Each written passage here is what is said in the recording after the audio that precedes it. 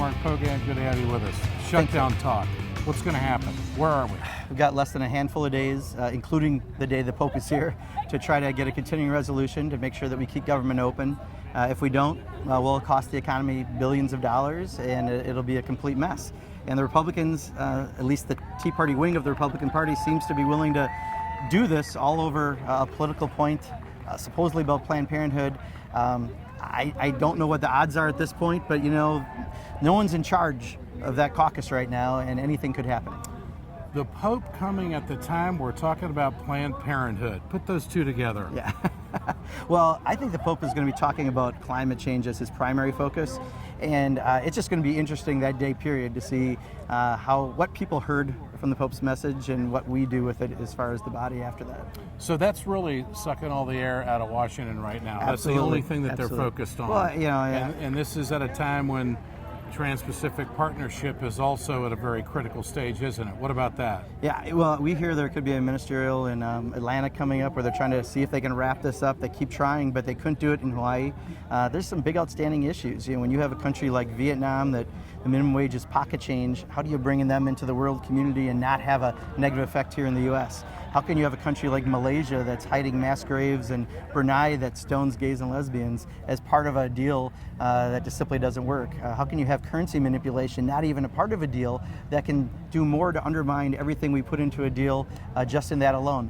There's so many problems with it. So the Democrats are awake to this now. Oh yeah, absolutely. And you know, I think there's a lot of us who try to talk about this every single day. The problem is now that we've given away our trade promotion authority to the president, we simply have an up or down vote and minimal debate.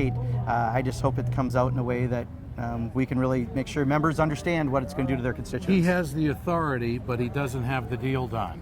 No, not yet. Okay. And you think that there is a real chance that that deal could get derailed? Right now, some of the holes are really big, from agriculture to autos to a whole lot of other things. Well, the automobile industry all of a sudden is in the bullseye, isn't it? Huge. With Japan, agriculture with Canada and New Zealand. I mean, even Paul Ryan in the dairy state had better make sure he doesn't screw up dairy in a trade deal, and right now dairy is screwed up. Well, the automobile industry, isn't there a provision in there that would end up having a lot of Chinese products on the manufacturing line, and this deal doesn't even include China? Exactly, because you can have parts coming from other places, then going through a country that we allegedly have a deal, and the beneficiary of all that is China.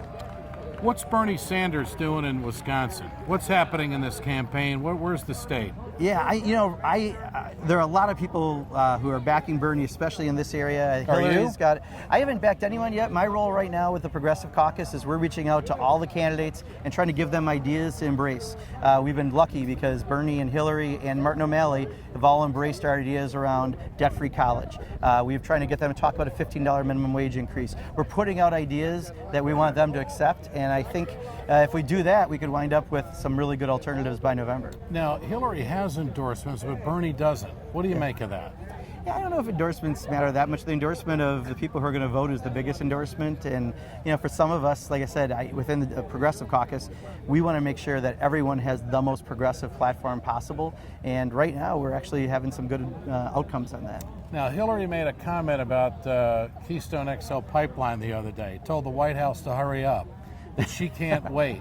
Before that, she's been very evasive. What do you make of that dichotomy? I don't know. When it gets to campaign, sometimes people say things that are so well, she hasn't said anything. No, I know That's exactly. the issue. I think she's just hoping someone else makes a decision and she doesn't have to have an opinion one way or the other. But doesn't that play to climate change?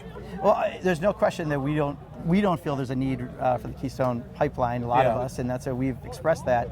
But it is exclusively in the White House's hand, and actually I think he's had it for almost 2 years that way at this point where he has the final outcome, and we're just kind of waiting to see what happens. Congressman, good to see you. Yeah, thank you. Mark I appreciate Pocan it. with us on Ed Schultz News and Commentary. Appreciate it.